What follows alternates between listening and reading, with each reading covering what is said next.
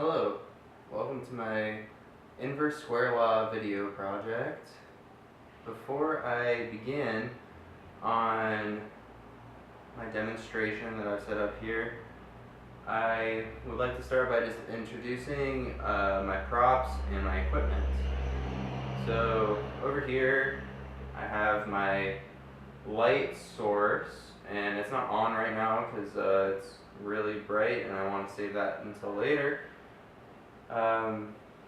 So my two objects that are going to be exposed to the light are two prescription bottles, and I guess the main reason that I picked these objects was because they're the same size and shape, so you could get a better sense of how it is, as you know, in comparison of if I were to use just like two completely different random objects. I just like the uniform aspect to that.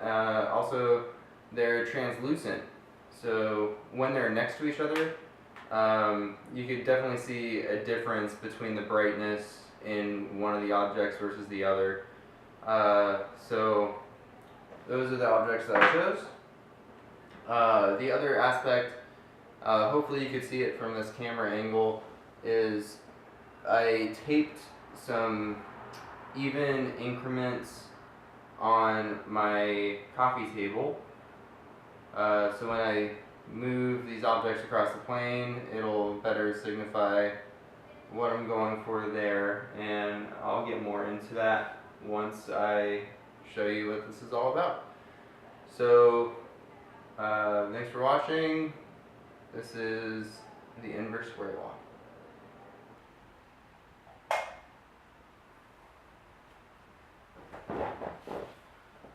Alright, so inverse square law. We'll start with two objects as close to the light source as we can get, right? And as you notice, the first one just has a more brightness than the second one. The second one isn't as exposed to the light as the first one is. It still has a bit of a dimmer effect, and it's kind of a stark difference between the two. So we're gonna see why that is. So let's start with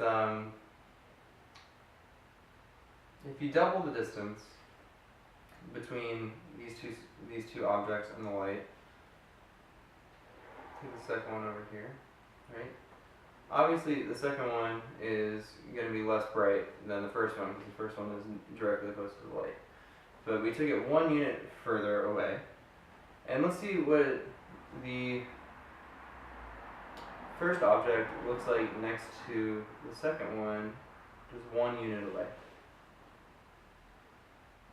See, they're a bit closer, much closer than they were over here. But, you know, they're not quite even yet. So right now, we took it 1 unit away. That puts it at 1/4 of the brightness that it was in the initial position, because we doubled the distance. So the way the inverse square law reads is every time you double your distance, that 1/4 of a brightness squares itself. Alright? So right now we're at 1/4 of the brightness, but it still has more even coverage because it's not as bright over here, but like because of the distance, it kind of evens out the brightness in that general area. Okay? So the next place that we would go is double the distance again. So we went 1 unit. Now we're going to go 2 units. Okay? So we'll take the second object, go all the way over here. And right now we're at 1/16 of the brightness that we were at the beginning. So let's take the first object and see how that looks. Come on. Alright. See, over here, they are so much more close in brightness than they were throughout this entire project.